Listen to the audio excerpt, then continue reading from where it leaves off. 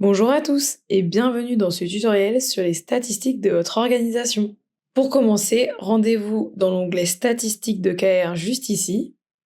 Vous avez d'abord accès à des informations générales sur l'ensemble des modules, qui sont le nombre de vues juste ici, le nombre de visiteurs uniques, le nombre de modules visionnés, la progression.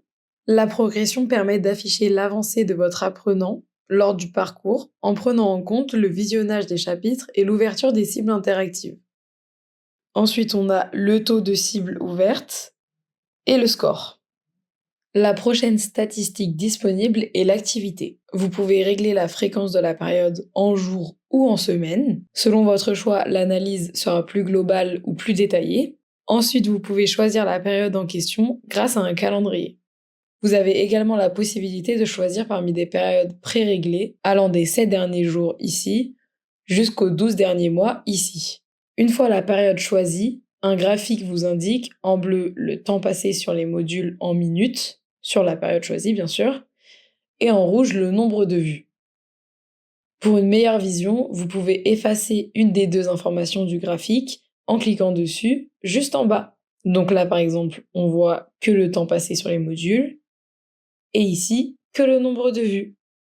Pour la suite de la vidéo, retournons en haut de la page des statistiques. Comme nous pouvons le voir juste ici, il y a un switch module apprenant qui vous permettra d'analyser les statistiques, soit des modules, soit des apprenants. Cette distinction permet une analyse des statistiques plus claire. Donc choisissons par exemple module pour l'instant, et si on retourne en dessous de l'activité, on peut voir qu'il y a la liste des modules qu'on a publiés. Donc ici, vous avez accès à des statistiques détaillées par module. Grâce à la barre de recherche juste ici, vous pouvez directement atteindre le module souhaité.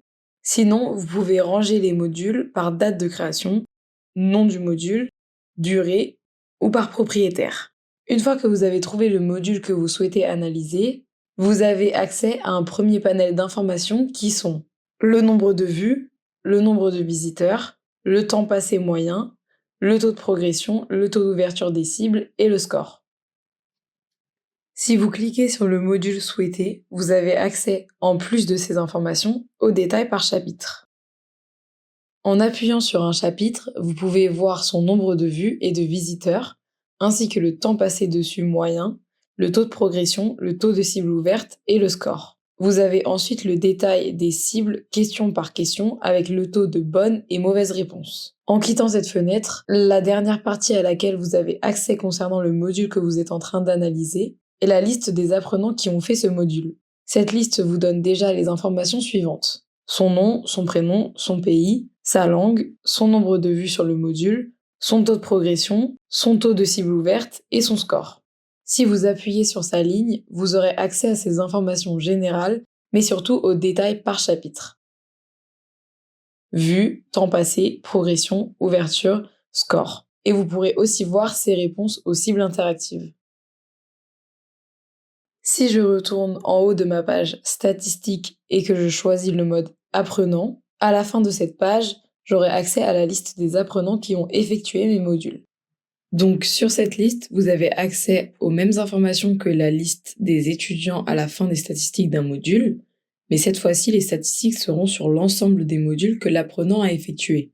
Comme pour les modules, vous avez accès à une barre de recherche pour directement taper le nom de l'étudiant ou l'étudiante qui vous intéresse. Vous pouvez sélectionner le type de module à visionner, donc les modules K-Live ou les modules publiés avec un identifiant ou les modules publiés sans identifiant, donc anonymes. Vous pouvez également ranger la liste par prénom ou nom.